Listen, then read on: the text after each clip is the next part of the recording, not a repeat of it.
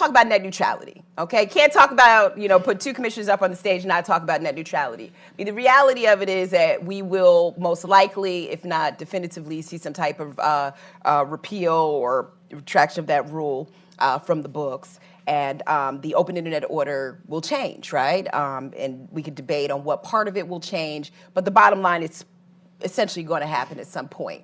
How do you see, listening to both of you with this emphasis on consumer protection and people, how do you see the consumer protection piece playing out with that repeal? If you want to comment on how you feel about the general attack on net neutrality at this point, I would love to hear. But, what will consumer enforcement look like if those rules are overturned? Well, so let me just start by saying I'm a hopeful person. I think you don't get involved in public service and government without being kind of an optimist. I'm definitely an optimist. So I guess I will take on the premise of the question just to say I'm also, as a hopeful person, hopeful that we're not going to see wholesale repeal of an open internet order. An open internet is by far the status quo in our economy. It is the thing that drives innovation. It's not just to protect consumers. It protects all of this amazing innovation, the virtuous cycle that we've all heard so much about that happens on the edge as well. If you think about our level of connectivity these days, we have as many connected devices as people on Earth. We're on track to have 3 times as many in about 3 years. We are living in an age in which the internet is not just a communications platform or even a marketplace or a way of having commerce. It's this like global, ambient, always-on system that is absolutely essential to connecting to all the modern conveniences of life, okay? So the notion that we're gonna get rid of basic rules to protect consumers when the ISPs are their gateways to this system seems crazy to me, to be honest. And so I'm quite hopeful that, in fact, we'll be far more strategic about that, because I think that there are solid economics that really underpin the reasoning for why having a clear ex ante rule is valuable. Most consumers in America have one choice for high-speed internet. Some lucky few have 2 choices. Some people have more than 2 choices. It happens, and we've just been talking about the digital divide, it happens that those people are wealthy people who live predominantly in urban areas. So the only people likely to have competitive alternatives where competition could yield the benefit of having the kinds of protections that the open internet order provides them live in super wealthy areas, in urban areas, right? So we don't want to leave half of the country behind with no alternatives. And I think that's a really important point. The second point I would make is consumer protection really depends sometimes on narrowly tailored, clear ex ante rules, followed by enforcement, right?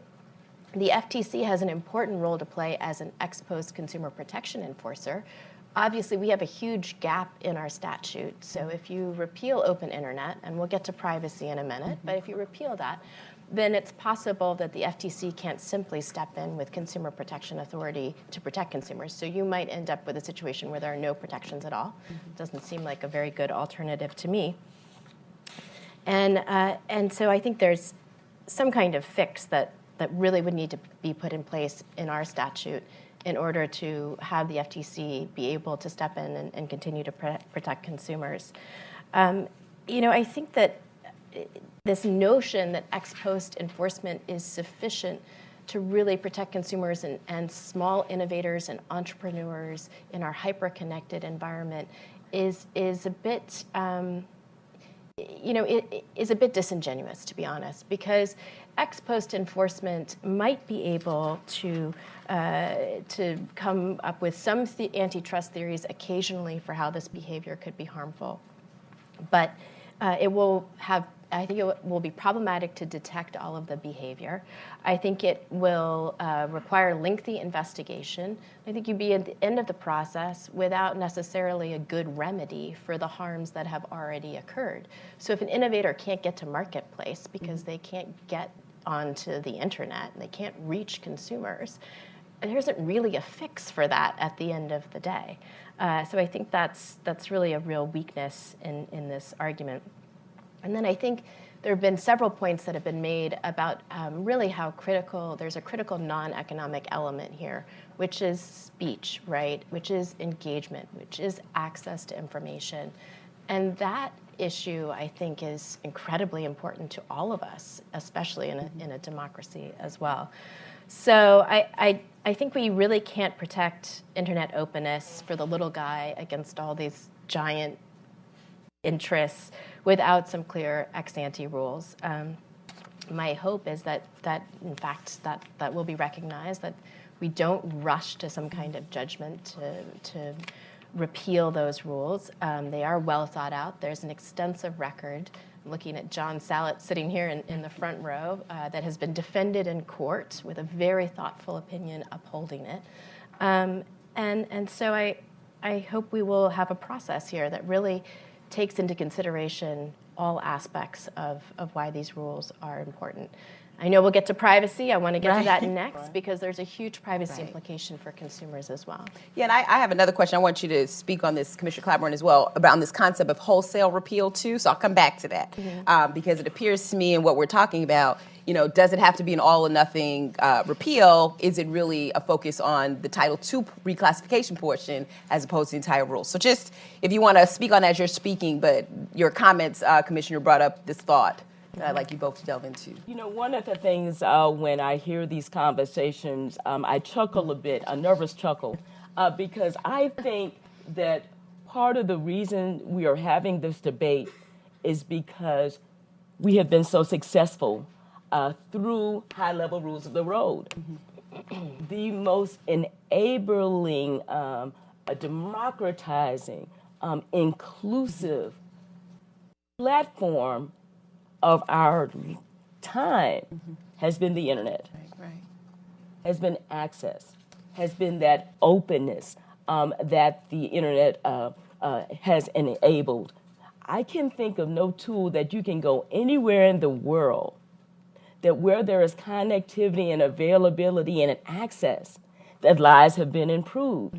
I've mentioned to you where I traveled in some of the most economically challenged places in this case in West Africa, where I've seen hope in women who had no hope because at the click of a mouse or even with a simple flip phone and access, that they are able to not only whatever their talent and their skill and their product is, that they're able to get rid of the middle person and go directly to market, enriching their lives and uplifting their families. This is the most powerful tool of our time that allows us access to information where we might not have it in our schools and in our homes, in our communities. It has allowed a business person to speak directly, without barriers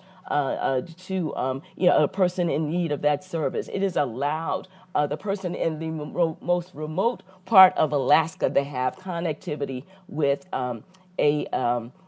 with a medical professional if they are in distress. And if there are disruptions along those pathways, along those on-ramps, if someone is allowed to favor traffic, if an entity is allowed to say, you use this device and not that, then that, I think, will short-circuit all of the advances and opportunities and successes and innovation that we've seen. So we must be very careful to know that the very thing that has made this platform most successful has been, at one point, principles that everybody agreed to follow. And in the last, a couple of years, rules of the road that make it clear for consumers as well as internet service providers that we are going to have openness, transparency when it comes to this liberating, inclusive, and engaging and opportunistic platform. And that is the most important those are the most important principles that I think that we should be mindful of. And any tinkering around the edges will have a ripple effect that I think could have the potential of being stifling when it comes to innovation and opportunity and access. So if you want your internet service provider, if you think that they have your best interests at heart, you'll be fine with some of the proposed changes. If you want someone else to decide, what you want to visit or what apps are best, or dictate to you that you have the privilege of visiting this place or this application or this site or that, then you might be okay with some of the proposed changes. I think most of us who are used to being having the freedoms that we hold dear would be hesitant about making any significant changes to a platform that is transformative.